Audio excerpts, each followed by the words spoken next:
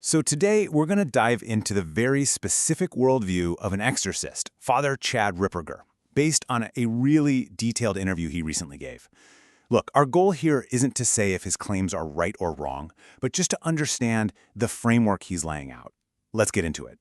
The interview really kicks off from a place I think a lot of us can understand. The host, Tucker Carlson, flat out calls exorcism kooky, something that feels more at home in a Hollywood movie than in real life. But right away, that whole idea gets challenged by a single, pretty startling number. 23%. It's just a number, hanging there, and it immediately makes you ask, 23% of what exactly? And here's the kicker. According to the source, that's the portion of the Gospels that's all about Christ dealing with demons. This really reframes the whole conversation.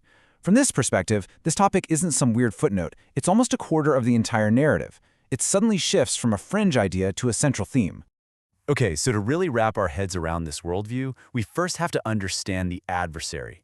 Who or what are we even talking about? Well, the interview lays out a very specific definition, and it all starts with a really important distinction. See, it's not about supernatural evil in the way we usually think about it. Instead, the source introduces this other category, a much more precise term that completely changes how these beings are defined. Okay, so this is absolutely crucial to the whole framework.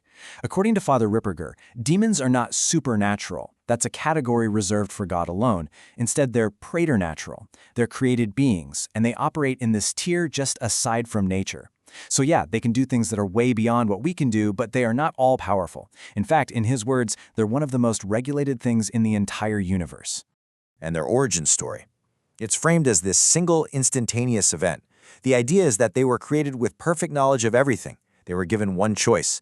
And based on that single choice, with no confusion, no ignorance, their wills were fixed forever. The ones who refused their given task, they became demons, right then and there. And that brings us to the rules of engagement. Because this isn't described as some chaotic horror movie free-for-all. No, it's presented as a highly structured, highly regulated conflict. So, what's holding them back? Well, according to the interview, demons are hemmed in by three main things. First, their own nature. Second, the fact that their will is fixed. That one choice they made makes their behavior predictable, almost obsessive-compulsive. And third, and this is the big one, they can't do a single thing without divine permission. And to really hammer that last point home, Father Ripper uses this quote, referencing that famous story from the Gospels. The point he's making is that every single action, no matter how small it seems, requires a green light from above. It establishes this really clear hierarchy of power.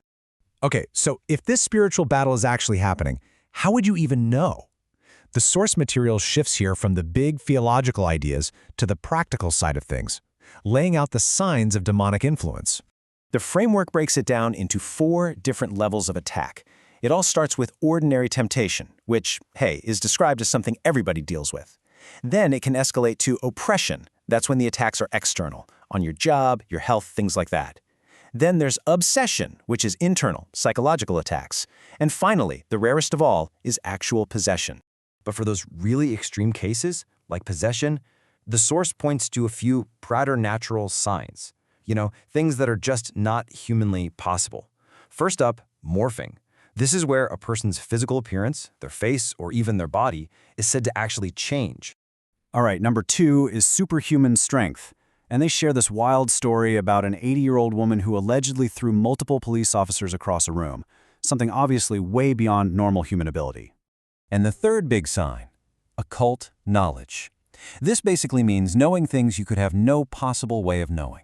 We're talking about unstudied ancient languages, the secret sins of people in the room, or even, as one example shows, incredibly detailed theology.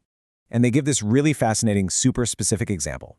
The claim is that a demon, speaking through a person with zero theological training, made this really subtle distinction in Latin about Christ's sacrifice.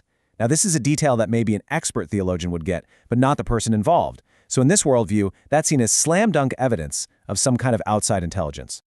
Okay, so we've talked about the individual, but this is where the interview really zooms out, like way out. It moves from personal struggles to a massive national scale and reframes all of modern society as a spiritual battlefield where actual territory can be won or lost. It lays out this whole theory of what it calls the 5 generals under Satan. According to this worldview, each of these entities is tied to a specific societal issue. The source claims that major political and legal changes, things like striking down certain laws or the legalization of abortion, aren't just political. No, in this framework, they're seen as moments where national territory was handed over to these specific entities, which then allegedly increases their influence over the whole country. So, if the world is seen as this spiritual battlefield, what are you supposed to do about it? Well, the interview wraps up by laying out a pretty clear game plan for personal defense. And the advice is pretty straightforward, at least within this framework. First, avoid serious sin. And pornography is specifically called out as a potential gateway. Next, keep a disciplined and consistent prayer life. Practice fasting to get the body under control. And maybe most importantly, root out all areas of indiscipline in your life, because any area of chaos is viewed as a potential way in. And that really brings us to the heart of the matter, the main takeaway from this whole worldview. The central argument is that the biggest weakness, the primary vulnerability to all of this, is something called psychological compatibility with malice. Ultimately, what this worldview offers is a very specific lens, a spiritual one, to see the world through. It takes all the chaos, the division, the cruelty we see, and it reframes it. These aren't just political or social problems, they're battles in a highly regulated and very real spiritual war.